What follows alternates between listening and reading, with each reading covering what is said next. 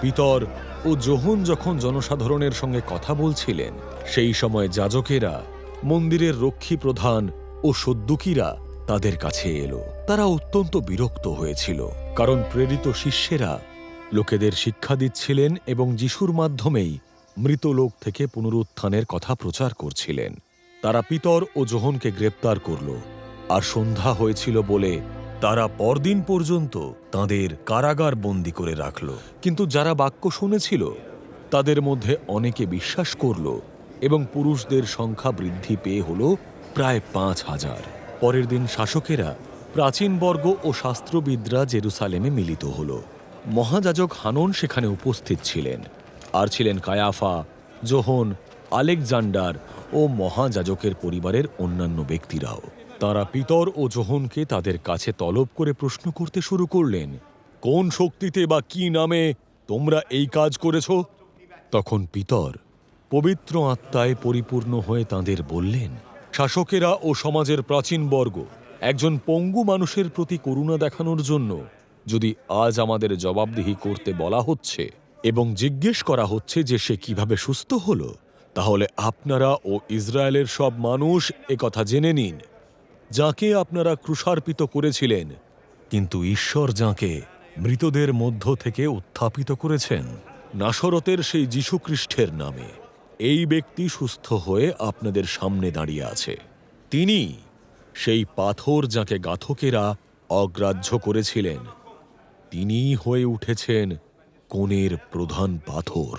আর অন্য কারো কাছে পরিত্রাণ পাওয়া যায় না, কারণ আকাশের নিচে মানুষের মধ্যে এমন আর কোনো নাম দেওয়া হয়নি যার দ্বারা আমরা পরিত্রাণ পেতে পারি।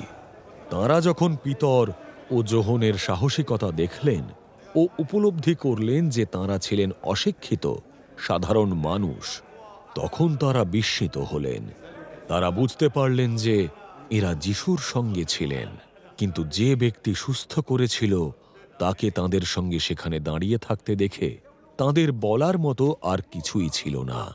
সেই কারণেই তাঁরা তাঁদের মহাসভা থেকে বাইরে যেতে বললেন এবং তারপর একত্রে সলা পরামর্শ করতে লাগলেন। তাঁরা বলাবলি করলেন, এই লোকগুলিকে নিয়ে আমরা কি ব্যবস্থা গ্রহণ করব?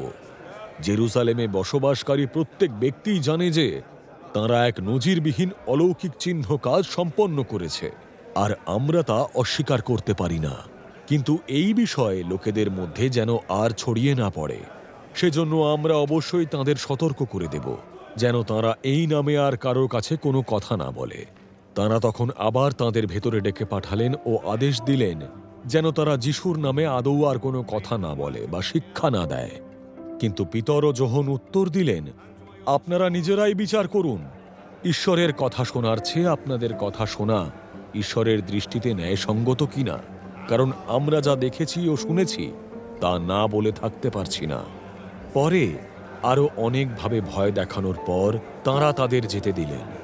তাঁরা ঠিক করতে পারলেন না কিভাবে তাঁদের শাস্তি দেবেন, কারণ যা ঘটেছিল সেই কারণে সব মানুষই ঈশ্বরের প্রশংসা স্তব করছিল। আর যে মানুষটি অলৌকিকভাবে সুস্থ হয়েছিল তার বয়স ছিল ৪০ বছরের বেশি।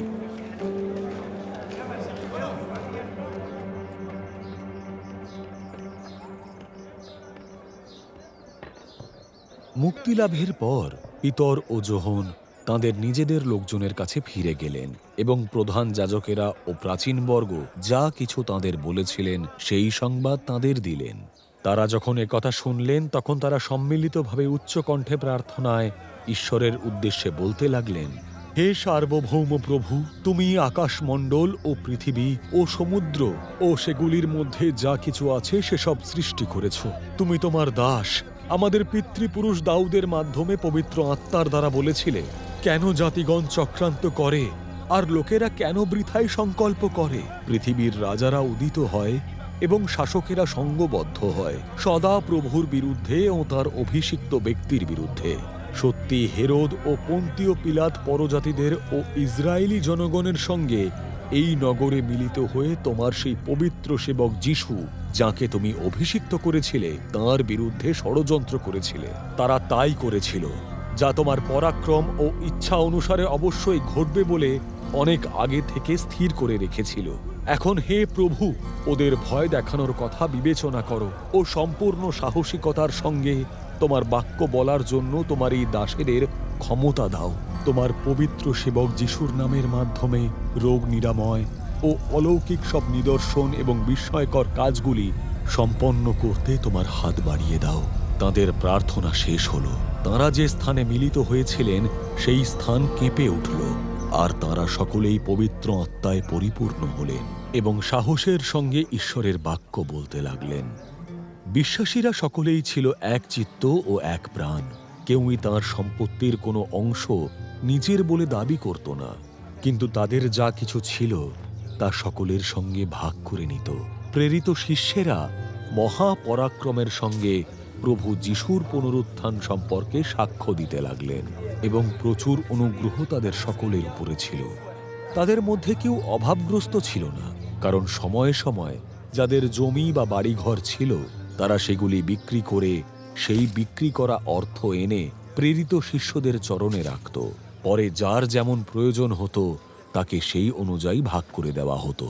আর জোসেফ নামে সাইপ্রাসের একজন লেবীয়, যাকে প্রেরিত শিষ্যরা বার্নবা, নামটির অর্থ উৎসাহের সন্তান, নামে ডাকতেন, তার মালিকানাধীন একটি জমি তিনি বিক্রি করে সেই অর্থ নিয়ে এলেন ও প্রেরিত শিষ্যদের চরণে তা রাখলেন।